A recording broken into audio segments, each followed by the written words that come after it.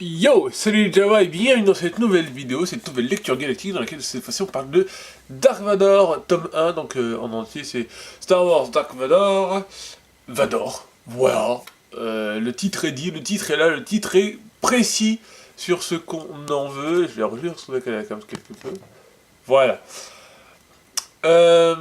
Qu'est-ce qu'on veut trouver dedans? Et ben en fait on va trouver le point de vue inverse de cette BD qu'on a vu dans l'épisode précédent. Voilà, je cache ma tête avec. Voilà.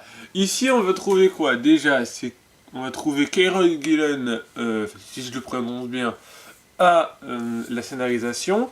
On va trouver Salvador Larroca au dessin. Je prends mes notes. Edgar Poe. Edgar Poe, voilà, je suis fait. Je vous le laisse parce que c'est bien, voilà. Edgar Delgado à la colorisation et Mathieu Overdine à la traduction. Oui, bon, je laisse ma petite erreur. Voilà. Alors, qu'est-ce qu'on trouve ici? En fait, on a trouvé un vieux pendant 7 ans du côté de l'Empire par rapport à la BD Star Wars. Voilà, et ça se passe exactement au même moment. Donc les passages privés sont tout simplement Vador qui est avec l'empereur, qui a son parcours avec l'empereur qui est différent.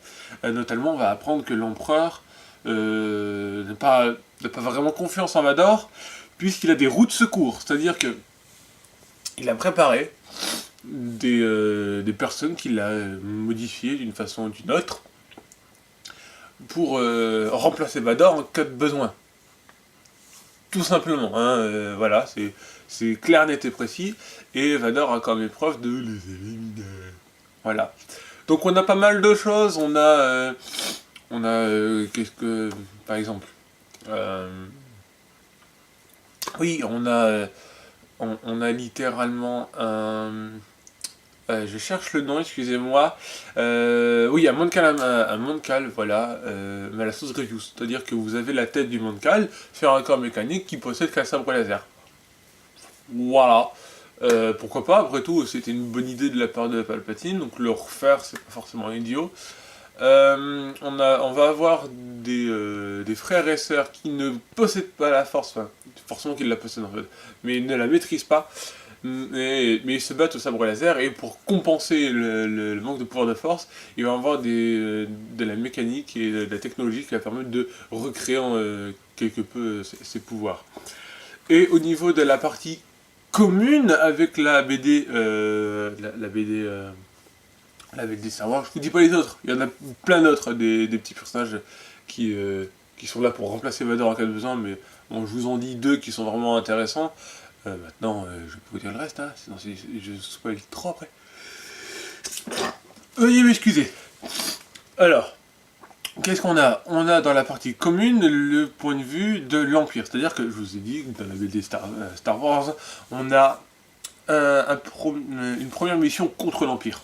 Ben là, on va voir le côté Empire qui se défend contre cette mission.